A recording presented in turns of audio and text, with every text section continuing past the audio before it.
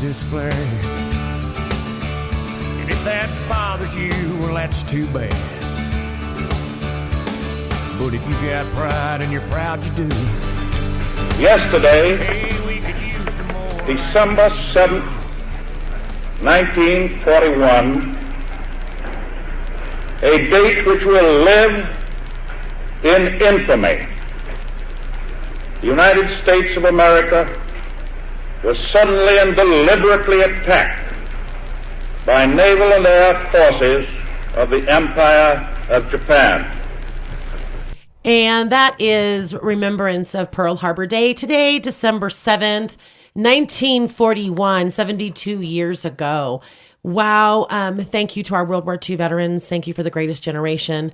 Thank you for what you do for us. I am a part of Honor Flight of Southern Colorado, and I just wanted to reach out to all of our World War II veterans today and telling you thank you for all of your sacrifices on behalf of our country, and we thank you. Welcome to Common Sense Radio. This is Lana Fore. I'm your host, and Kanda Califf is in studio with me today, as always. And Catherine Porter is joining us today. Catherine is a homeschool mom, political activist, fighting hard for our country, and she is very, very well rehearsed on the Common Core. What's happening with this new curriculum and this new thing that's happening to our state and or our country. So we're going to have Catherine talk to us a little bit more about that later on. Welcome, Catherine. Thank you. We're going to get into a lot today, huh, Kanda? Yes, we are, indeed. We have a lot to go over with the City for Champions. We want to tell you and educate you, the listeners out there in Colorado Springs, pay attention, because this is not about who we like and who's our friend, and this is about principles. This is about standing for what is right. This is not for cronyism. This is for pro-business. This is for tourism in Colorado Springs.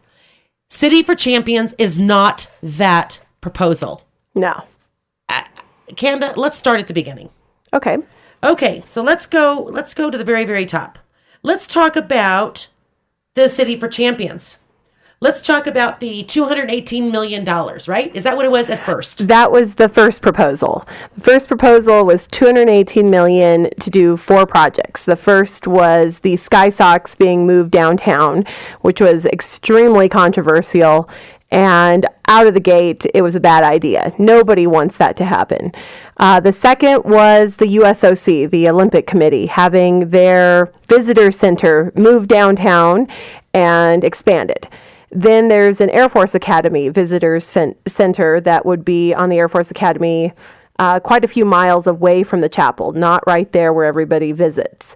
And then the fourth project that was proposed was the UCCS, what was it? The Sports Medical Medicine Center for Medical Tourism, because you yes. know, don't you know, Catherine, we always invite our kids to go on medical tourism vacations, right? Well, as a home educator, that really doesn't sound bad, but I don't think everyone else would care for that. That's great. So there's 4 things. 4 things was the original plan, and it was $218 million. So now I want to kind of look at this for a second. Let's look at the United States Air Force Academy. Let's take all 4 of them and dissect them. Yes. The Air Force Academy already has a visitor center. That's right. It's right there in view of the chapel, which is the most visited attraction on the Air Force Academy. It's right there. So people go and take pictures there, bring their families there. I know every single one of my family members that have come to visit always want to go to the chapel. And it's right there. Okay, so this new visitor center is 15 minutes away. The proposed new visitor center is 15 minutes away from the chapel. So after they've done all their pictures over there, they've got to get into their car and drive over to the other new visitor center when there's a perfectly good one right now. And you got to think, I mean, I look at my boys, their tolerance for sightseeing is limited anyway. So I'm going to go to a place, get it done pretty quickly, enjoy it, what we can. I'm not going to want to drive 15 minutes and do another sightseeing little tour. Right. Okay, so that's the Air Force Academy. Right. Now let's go to the Olympic Museum, because that one's pretty Awesome. We have the Olympic Training Center here. Right, which is wonderful. It's great. We're so happy it's here. Okay, so it's right there. Now, why is the Olympics committee, like why are they not putting money into this? Good question. As the Air Force Academy, in fact, the general that spoke recently, and we'll get into that meeting, but she indicated that the Air Force Academy will not be paying in anything. Okay, so the Air Force Academy is not paying. The Air Force Academy is not paying. The Olympic Committee is not paying. So who's going to pay for this? Okay, UCCS, the Sports Medicine. Hold on, I got to find it here. The Sports Medicine and Performance Center. It was already in their plan. They're already going to build it. Yes. This is just free money to help make this go faster. Yes. Oh, okay. So That's what they're saying. Oh, but it's already there. So they were already going to build this. And they were going to budget for it within the budget they have. And so now this just speeds up the process. Well, they're saying it's an accelerator, but really they're now calling it a seed money, which means they aren't budgeting for it. So I'm not sure how that's going to go down. Okay, so now let's look at the $218 million, which is now it's not. It's over $250 million now. Right. Let's look. It's incremental state tax, sales tax refund over 30 years, amounting to $82 million. Well, hold on. So the new proposal is a higher amount of $250 million, but the new proposal changes the one project of the downtown stadium to be a multi-sports venue with, I don't know. It seems very crazy to me when I read it. It just seems like a bunch of antics because obviously they still want the Sky Sox to move down there. But the way they're putting it out there is that this is going to be the latest, greatest thing. We're going to attract soccer teams and Olympic events. No, the soccer team, Regain Sports LLC. Yeah. Mm-hmm. Okay, they're going to be, according to their letter that I passed out on that meeting that we'll get into in a minute, they are going to be the primary leaseholder to this stadium. And they just incorporated on November 12th. That's right. At 11:21 a.m. I've got it right here in front of me, folks. This is the Articles of Organization from the Secretary of State. Regain Sports LLC. They're out of Golden, Colorado. They are they're an LLC, and they did file with the Secretary of State on November 12th. And the guy in charge of that, if I remember correctly from an article I read, actually has two other organizations that are not in good standing with the Secretary of State right now. So I look at this as, is this just the Oz behind the curtain? They didn't expect us to pull back that curtain and investigate who this soccer team was and who was allegedly going to pay to use the stadium. Then we have this meeting this Wednesday, which we're going to get into, and Bill Hybl spoke in front of this committee and stated that there could be movement of Sky Sox to the downtown area. He said that. And the Sky Sox owners have said they are not moving the stadium. Well, they're not moving the Sky Sox. Yeah, and it's interesting because there was a poll of people who regularly attend and hold seasonal tickets to the Sky Sox, and that poll was never disclosed. It cost money from the taxpayers. The mayor now controls that poll. They never disclosed it, even though in the first application they said they would be disclosing it. They never disclosed it. So you can only assume that the poll was very negative and that citizens made it clear they would not be going downtown for a Sky Sox game. Catherine, you live out east. Yeah, I'm not going downtown to watch baseball. You love the Sky Sox Stadium I love where it is. where it is, absolutely. See, I don't understand. This is what I'm saying. Well, the guy's name that you're talking about is Nicholas Regain. He is the owner of Regain Sports, LLC. And this is going to be the primary leaseholder for this new stadium, events, whatever it is, downtown. It's the soccer. So, okay, I was a soccer mom. Mm-hmm. I still am. Right. So I love soccer. I'm the soccer mom on the side. I brought the fruit and the Capri Suns. Okay. I don't think we're going to pack this stadium. I just got news for you. It's not going to happen. The Colorado Rapids had a really hard time in Denver, and we used to go to all their games because my daughter was just that much of a diehard soccer fan. And the Colorado Rapids couldn't even fill their seats. And that's Denver. What are we saying down here, guys? Come on. Okay, so now we've got that. Oh, and I also wanted to say with this new event center, that's going to be government run, right? Because the government will own it. Oh, no, it's not that simple. No, see that's something that I actually get into with my Candace Corner today. The reporters have asked who is going to own these projects, and they always come back with we don't know. We just need the money. We don't know. Oh. We don't know. We'll find out once we get the money. But see, that's what I'm saying is we should give it to the private sector because this is what's happening. It's an event center. You've got the World Arena right down the road, and you've got the Pikes Peak Center right downtown. Why would you try to compete with two venues that are having a very hard time getting people to come, getting shows to come? And it shouldn't be done with government money. And that's why a lot of us are very concerned, because if we're using all this government money, which we need to talk about how much we're talking about, but if we're going to use all of this, the last thing we want to do is then hand it over to somebody in the private sector and say, here, you just got a free gift from all the citizens of Colorado Springs and El Paso County. So we've got, so we're, okay, so we'll get into the third party analysis as well. Mm-hmm. So the regional tourism application states, so 24 million could come from the Colorado Springs Urban Renewal Authority. Okay, and that is some sort of quasi-governmental organization that it's very complicated how it's funded, but some taxpayers downtown pay into that as well as private donations. $40 million would come from the sale of municipal bonds. Okay, and that's very interesting because we're going to be going to a break in just a few. But I wanted to kind of go through, and we're going to go through each one of these when we come back. Perfect. But the 40 million is from municipal bonds, and Catherine, right away, you got it when I said that earlier when we were discussing this. So when we come back, we're going to go through all the numbers of how the monies are coming to be, and we will just join us, stay with us, stay warm. And we're right back in just a few minutes.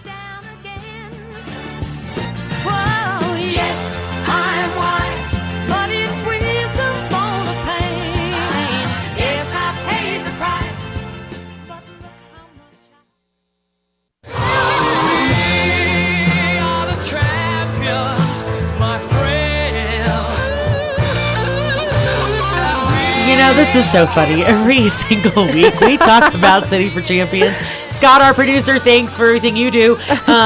We always get this song, and because I think that we are champions. We're already champions. We are. We are the champions. We don't need a City for Champions. And you know, okay, so we're going to get back into the money, and then we're going to go right into what happened on Wednesday. All right, so 24 million is coming from the Urban Renewal Authority. 40 million comes from the sale of the municipal bonds. So let's go there, Kanda, what you just wanted to say. Well, this is what's interesting. They're saying it's $40-some million from municipal bonds. The first thing, of course, you should think is, wait, wasn't issue 300 passed here in Colorado Springs? And doesn't that require a vote of the citizens to get any of this bond money? So, yes. We are first going to have to approve that. There has to be voter approval, which means there has to be popularity to support something like this. The second thing is they're not releasing all the financing charges that we would be paying if we take out this bond. They're acting as if it's just this 40 million flat fee. The real number, if they include financing, could be upwards of $84 million that we are funding through the city.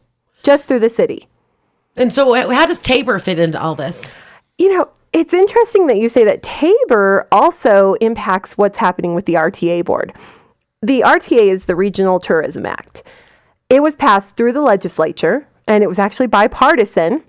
A lot of us did not agree with it because we believe that our taxes should not be controlled by any bureaucracy or any cronies that can then refund us our tax money to our city. It should be going to the individuals who paid the taxes. It shouldn't be going to another government authority just because we got extra taxes. it's a way to funnel money. It's kind of a money laundering scheme, and that's why people who say they're conservatives and then are so pro RTA funding, I have to question, why aren't you pushing back and saying, get that money back to the individuals who paid it, and let's see real economic prosperity. Okay, so then I want to just talk about who this is going to benefit. I'm going to get into that really quick. Well, before we do that, there's county funding that is allegedly going to be approved as well. 16.8 million, except for, again, financing charges, all of that. We're looking at $42.1 million if the financing is done similarly to what the state RTA board is figuring. Thus, are we committed to that? I mean, there hasn't been an open vote to commit that funding. And County Commissioner Darrell Glenn has brought that up. Actually, he brought it up a couple days ago at the County Commissioner meeting, stating, don't we need to have a public meeting about this before? And County Commissioner Dennis Heisey and County Commissioner Amy Lathan were there, and were saying basically these letters were basically giving the money. So I don't know what's going to happen, but the County Commissioner staffer made it clear there should be a vote in public, and there should be public comment, public notice, etc. We're committing funds that are not approved and not with public hearing. That's right. Mm-hmm. So we need to have people there to testify. Not that they'll listen, because the last time we had an issue was the term limits wording, and the county commissioners did not listen. County Commissioner Amy Lathan just ignored all her constituents, and she overruled them. She could have said, no, you're right, this language is deceitful. Because it was very deceitful, and in fact, they intentionally tried to find deceitful language so it would pass to increase term limits to the county commissioners. See, we as citizens in Colorado Springs need to remember who these elected officials work for, and we're going to hold them accountable. And what we need to do is make sure we show up and we do our due diligence in questioning them and asking them and having them answer to us. I have asked my county commissioner, Peggy Littleton.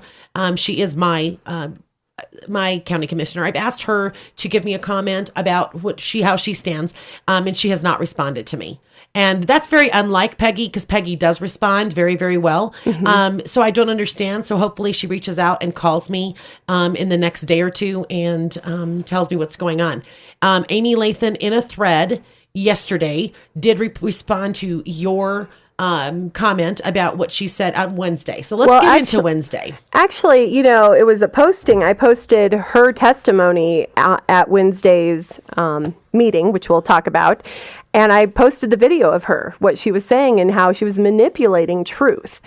And this is a problem we have with local politics, I'm noticing, because I've done a lot of watching the state politics, having worked up at the Capitol, et cetera. And they have a way of tracking votes, seeing where legislation has gone, what kind of bureaucracy has been created because of legislation. Down here at the county and city level, we don't have that. It's hard to find how people have voted unless you're going to the meetings or watching them on the internet regularly and tracking them. That's a real problem. It is a real problem. And I'm not here to make friends. I'm just going to tell you, all listeners in Colorado Springs, listen, I'm not here to make friends. I have made some amazing friends along the way, but I promise you, I am here to tell you the truth. And we have got to get to the bottom of this. Yes. It's too much now. These cronies have got to stop knowing who they work for, and we're going to hold them accountable. So this is how we're going to start. Wednesday. Yes. Wednesday was the RTA hearing up in Denver in that horrible snowstorm. Everything was canceled. There were 2 buses. Let's start out with that. There were 2 buses paid for by the CVB. I don't care what anyone says. It was paid for by the CVB. Well, and the CVB gets the majority of its funding, $2.6 million a year, from us citizens of Colorado Springs. Yes. Their budget, their annual budget is $3.3 million, and 2.6 of it is from the city. So the majority of their budget is from the city. So from our tax dollars. So we paid for those buses. For those buses. It's a shell game if they say otherwise. It's a total shell game.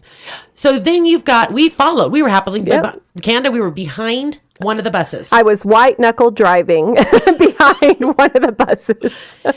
The buses were heading up there, and we thought, no, this can't be the bus. And sure enough, Here comes all these people off the bus with, guess what, on their shirts and their jackets? City for Champion buttons. Little buttons. It That was we so paid for. cute. It said City for Champions on these little buttons. And all these people were like, woo. And they were just had this party on the bus.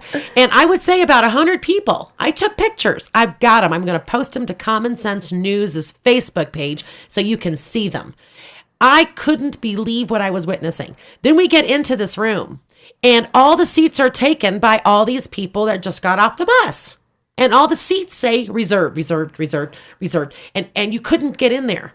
Then the lady at the door comes up and she says, well, you can't come in because it's a fire code and there's too many people in here already. And we're like, wait a second. We're here. We're on the list to speak. We sent the email. This is the public hearing. And so we get the right to speak. The lady at the front desk then told me later on, she says, oh, yeah. All the people that were scheduled to talk, those seats are reserved for them. Yeah, but we didn't get in. No, Yeah. because all the people from the bus. Oh, this is going to make me irritated. We're going to get right back to this in just a minute as we go into this break. And we come back, we're going to continue about Wednesday's meeting. And you won't believe it. Stay tuned.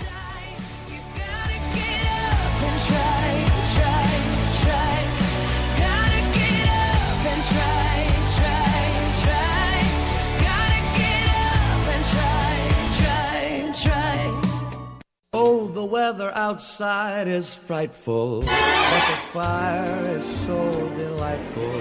And since we've no place to go, let it And snow, just let it listen snow. to Common Sense Radio. Because you should be at home, snuggled in your room, listening to Common Sense Radio. It just makes sense. Okay, so we were talking about Wednesday. And okay, so we get there. I take pictures of the people getting off the bus. Catherine, I had a question. So where do you sign up on the bus to get this reservation? we don't know because it wasn't a public announcement. I think City Council member Joel Miller ran across it as an accident. Yep. And then, he let people know where he could, but it was accidental that he found out. Well, are there going to be more meetings with more buses? So how do we know where to sign up in the future? You know what I would just do? I would go down and call the Colorado Visitors Bureau, Colorado Springs Visitors Bureau, the CVB. That's who paid for this. And ask them, they're right down there on Cascade, and ask them if there's going to be another bus going up to the December 11th meeting. Yeah. And that's the next one. So yes, December 11th. So when we got in this place, I mean, it was packed. Packed. And, one of the things that it reminded me of was Liz Oldak is a Facebook friend of mine, and I've met her before. She's really great, very freedom-loving individual. Yes. She posted this on my Facebook page, and I just thought it was so appropriate at this time because there were only 14 of us who opposed the City for Champions that were going to testify. And the rest, this huge room of people, were all packed with the proponents. It does not take a majority to prevail, but rather an irate, tireless minority, keen on setting brush fires of freedom in the minds of men. Samuel Adams. Oh, beautiful. Isn't that great? That was us. That was was. It was unbelievable. So when you walked in, you had the lady that stood at the door and she says, I'm sorry, you can't come in. I said, well, we're on the list to speak. We're testifying. I don't understand why we can't come in. Oh, it's a fire code. There were some of us that were willing to call 911 to get the fire marshal to come out because it was crazy. The amount of people that were in there. I have another question for you. If you were on the list to speak, how come you didn't already have a reservation to have a seat? How come you didn't have a reserved seat? Oh, good question, because I looked around and the people that were there were county employees. There were a couple Air Force Academy grads sitting down as like prop pieces, I guess. There were kids. There were people who weren't even testifying that I knew to be just people that were part of the crony group. Well, they work either for this. They work for the city. They work for the CVB, county. or they work for the HBA. A lot of those guys were there. Yep. Or work for Norwood. One guy Norwood, was the Norwood developers. So these are all people that are going to benefit from this type of thing. So you kind of stood there and you watched what you saw, and from just sitting back and looking in. After we got in, we had to force our way in, and then once we got in, we could actually see what was going on. So in the front, you had the mayor sitting there next to Dennis Heisey, Commissioner Dennis Heisey, next to Bill Hybel, who's the, in charge of the El Pomar. I mean, that's the front row. Right behind them, you had Chris Jenkins and Chris Jenkins with Norwood. And then you had Commissioner Amy Lathan. Sitting right next to him and really cozy. Very cozy. And then you had the RBA, the Regional Business Alliance people sitting there. Yep. You just kind of felt like, wow, look at this. It's all a setup of how this is going to portray. But the thing that stuck out the most to me was when they had those kids sing. Oh, I was sad. I was sad for what I was witnessing. They had kids singing, they had paralyzed veterans, and they had wounded warriors. This is what they spoke. So they needed those three different things to sell a project. And it was so inappropriate. Pathetic. It was so inappropriate, and it wasn't sincere. It wasn't sincere. And here we are, the minority, very intimidating. I mean, all these people, they're so in their suits, and here we are, in jeans and whatever we can to get there. It's a snow day in Colorado. And I just thought, we, the citizens, are not being represented here. And those poor kids are being used as pawns. It was that bad. It was that bad. So let me tell you about who's going to fund, who's going to reap the benefits off the backs of the taxpayers. This is in my opinion, and this is after extensive research. Okay, so you've got Chuck Murphy, who sits on the RTA board, who recused himself the night before the hearing. Chuck Murphy of Murphy Construction. Yep. And he sits on the RTA board, and he owns land and will do the construction in this area. But he recused himself the day before. So that way, if it is passed, he can say, oh, see, I had nothing to do with it. Something that stuck out in my mind, and I sat there and wrote copious notes because I wanted to get these quotes. I mean, this one was great. General Mike Gould, or Gold, I don't know how you say it, Gould, from the Air Force Academy stated, "It would have been great to get buy-in from the community, but sometimes you just can't do that. Now we need to support the mayor's vision." He admitted it. Yes. There is not community buy-in, yet they're forcing it down our throats. And someone else said something that really hit me too. It was Dunn. He's an attorney at law here. Our city does a lot of business with them. Millions of dollars goes to this attorney. And he said, without RTA funding, we won't build it here because it's not profitable for us. Who is us, first of all? Who is us? Are you talking about us, the citizens? Or are you talking us, the city of Colorado Springs? Are you talking us, the cronies that make a lot of money off the backs of taxpayers? I'd like to know who is us, and if it's not profitable without government funding, we shouldn't be doing it. Right. So you've got, so Chuck Murphy, Chris Jenkins, and Rich Braden of Norwood Developers, the Downtown Development Authority, the Anschutz family. Please don't forget this, you guys. They own the Gazette, our daily newspaper. So they're going to skew everything towards having this. They are the same family who owns the Broadmoor Hotel. So they're going to also reap the benefits of having this new thing. And then you have all of these people have a vested interest. But you know what was great? I really appreciated the commissioners. The commissioners asked some hard questions, like explain the synergy of the four projects. And they made it clear, the proponents, that they were non-severable. They were not going to get rid of one project for the other. They asked questions like, would the private sector build these projects? Is there a private funding scenario? And they never had a clear answer. And Bob Cope couldn't answer the questions. No. He kept looking to the audience for help. Well, and here was one of the questions. But for the RTA funding, there is not funding, right? And Cope's answer was like, that's right.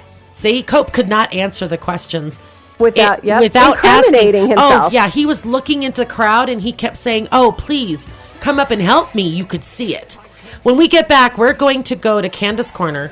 We're going to continue this talk, and then we will get into Common Core, because next week we're going to be talking about Common Core the whole show. So we have Catherine in studio with us so that we can give you an update of what we're going to do.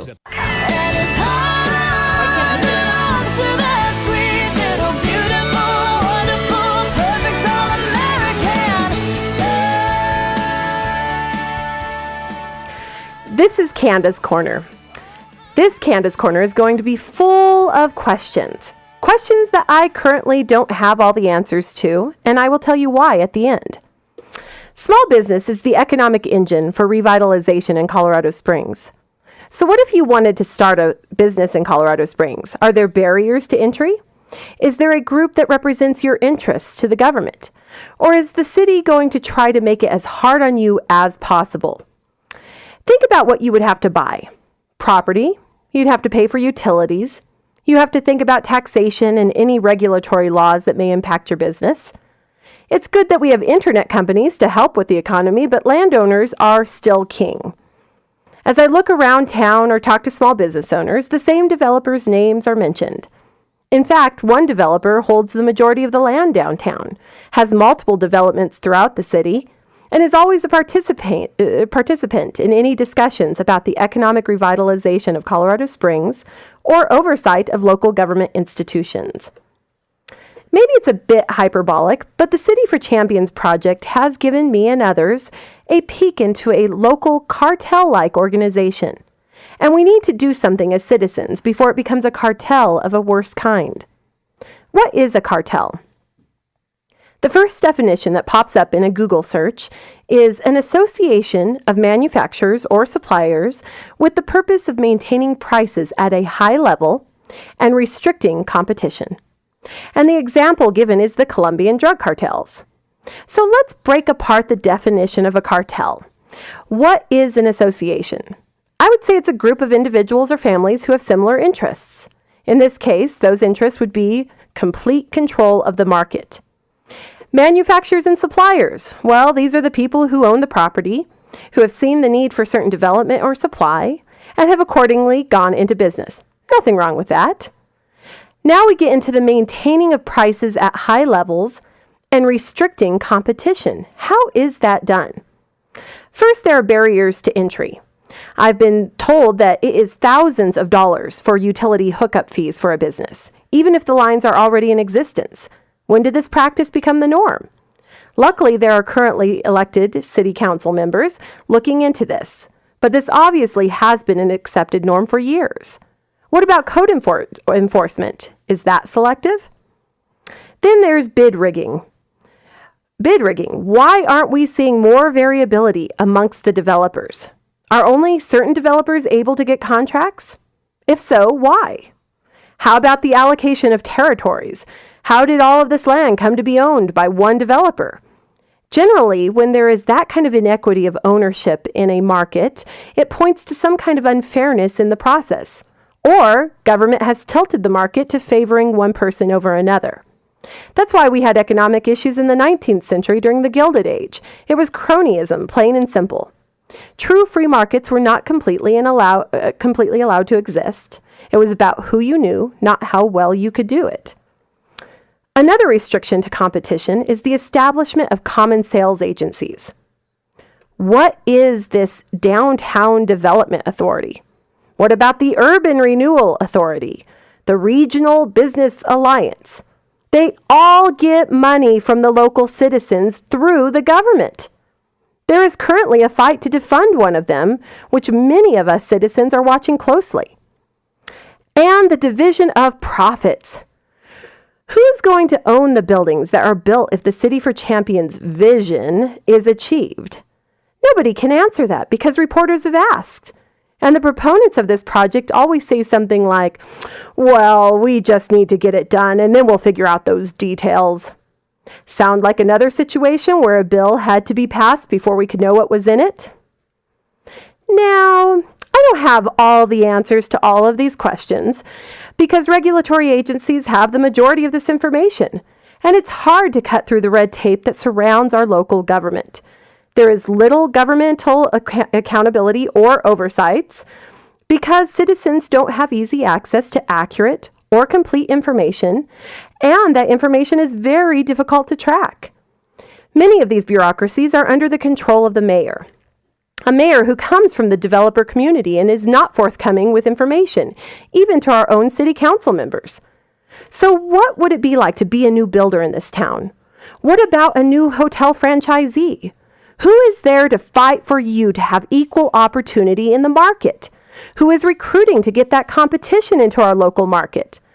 So if you're a critical thinker, you have to ask to yourself, is the City for Champions really about economic vitality? Or is it about more control by the powerful elite in Colorado Springs? Now, I'm not against streamlining government and finding efficiencies, and I'm certainly not against development. That said, the so-called streamlining should not always involve only the 5 most powerful members of our community, because it often results in what's best for those 5 members, not to the benefit of the entire community. And the development should not occur by only a few chosen developers. There should be equal opportunity of all individuals and businesses, with no preferential treatment. That's how we will get the best outcome with the best price and sow the seeds of economic revitalization. It should encourage you to start that business that you've always wanted to start. We start with creating that level playing field at the local level and then work up to the federal level. That is the vision that Colorado Springs should unify under. And those are my considerations in Candace Corner. Awesome. That was absolutely right on. That could not have been, you answered every single question in Candace Corner. I mean, that was phenomenal. I'm so glad that you did that. Thank you, Kenda. Well, I just think we need to ask the questions so we know where to investigate. That's right. We have to look at the rabbit holes. Yes. And the third-party analysis. So let me get into that. So we have a third-party analysis that came in, and they looked at this proposal. They looked at the application. They looked at the monies. They looked at everything. And this is their quick summary. This is quote unquote. As described in more detail in this report, none of the 4 project components have met either the financial need or development readiness criteria. No firm funding commitments, letters of intent, or other evidence have been provided by the applicant. The funding and financing plan described in the application only notes high levels of interest from potential project funders. In addition, the applicant does not own or have any option or contract to purchase or otherwise acquire the land needed for the stadium and the sports events center. Yeah, but the proponents said, hey, there's a sense of urgency here. We need this done. And the EPS was wrong. This third-party analyst was wrong. Well, on top of all that, do they not realize that we're going to have to pay $100 million because of the land? Did you hear that lady that was testifying? Yes, I couldn't believe that. That is crazy. Because there was a gas plant in that exact area at one time. There's contamination of the ground. There's contamination. And what's going to happen, it's right there at 25 Semino Drive. And it's right next to America the Beautiful Park. So we'll get into that. So the plan just keeps getting better. Keeps getting better. We've got it right here. Well, when we get back, of course, we want to talk about Common Core. Yes. And I think we've really hit this. This is important, people. Let's watch the City for Champions. Let's do it.